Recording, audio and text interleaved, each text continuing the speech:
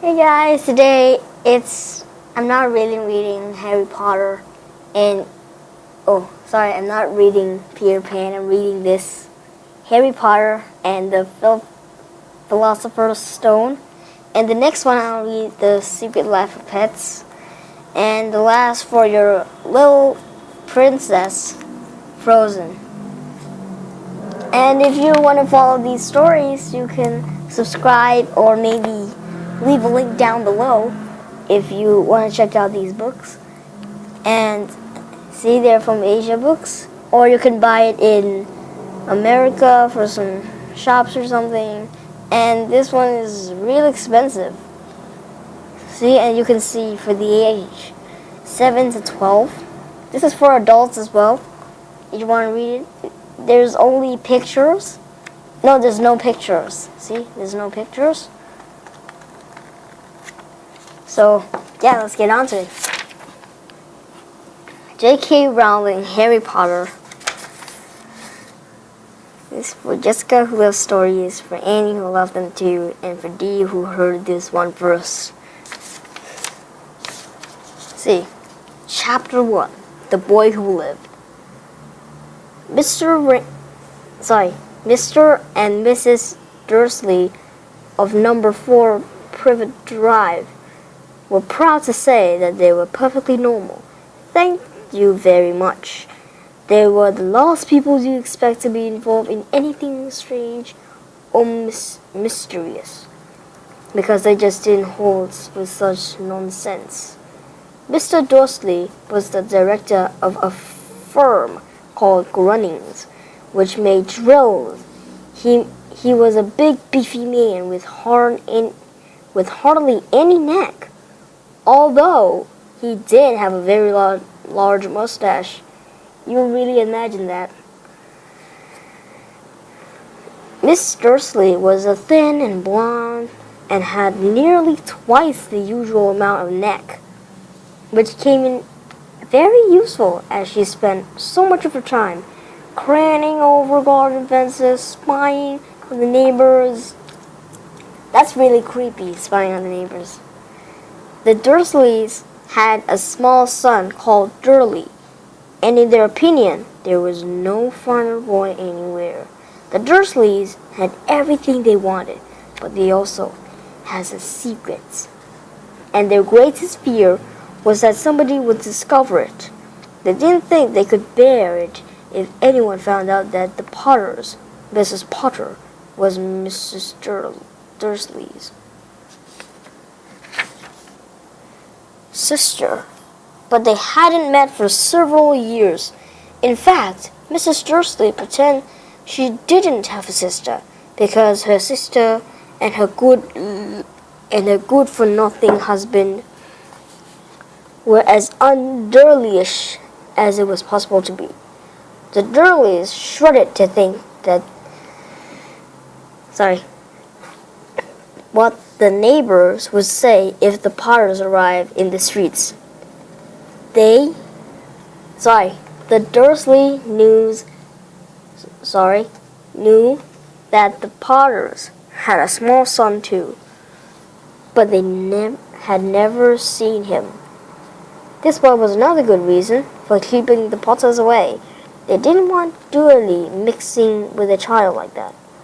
When Mr. and Mrs. Dursley woke up on the dull gray Tuesday, our story starts. There was nothing about the cloudy sky outside to suggest that strange and mysterious thing would soon be happening all over the country. Mrs. Dursley hummed, as he picked out his most boring tie for work, and Mrs. Dursley gossiped away happily as he wrestled a screaming Durley into his high chair. None of them noticed a large tawny owl flutter past the window. At half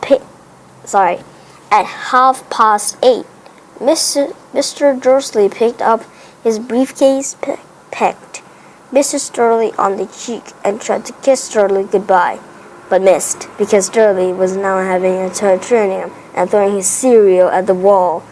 Little Tyke told Miss Turley as he left the house.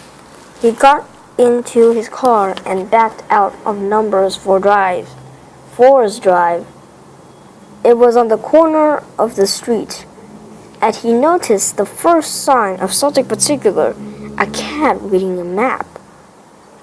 For a second, Mr. Dursley didn't realize what he had seen.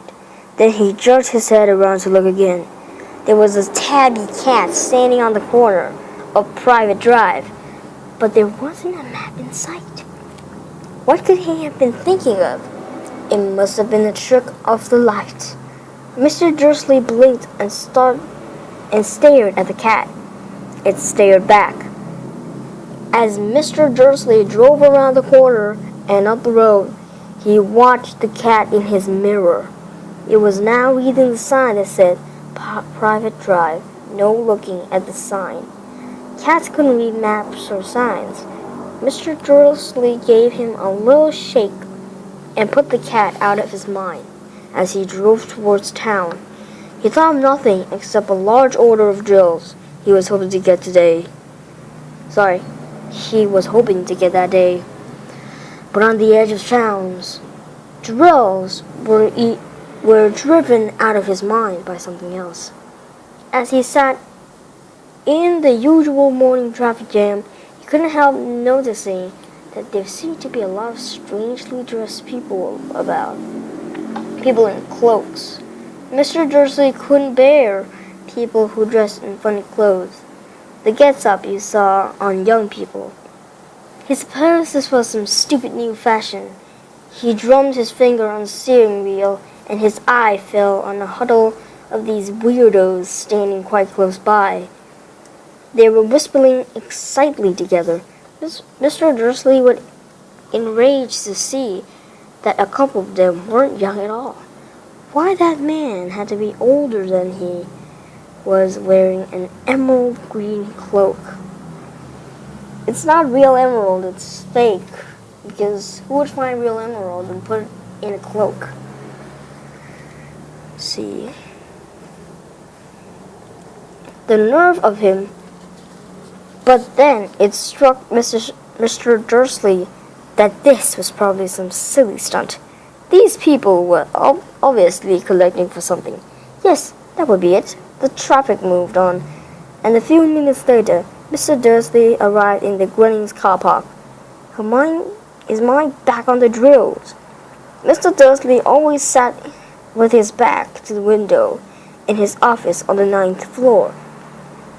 If he hadn't, he might have found it harder to concentrate on drills that morning. He didn't see the owl swooping past in broad daylight. The people down in the street did. They point and gaze open-mouthed as an owl after owl spread overhead. Most of them had never seen an owl even at nighttime.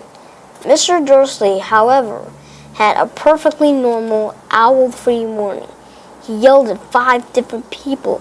He made several important telephone calls and shouted a bit more. He was in very good mood until lunchtime, when he thought he'd stretch his leg and walk across the road to buy himself a bun from the baker's opposite.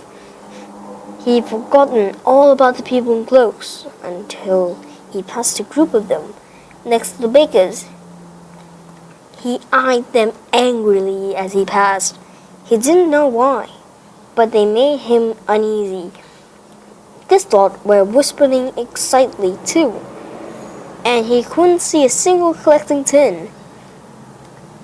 It was on his way back past them, clutching a large donut in a bag, that he caught a few words of what they were saying. The Potters, that's right, that's what I heard.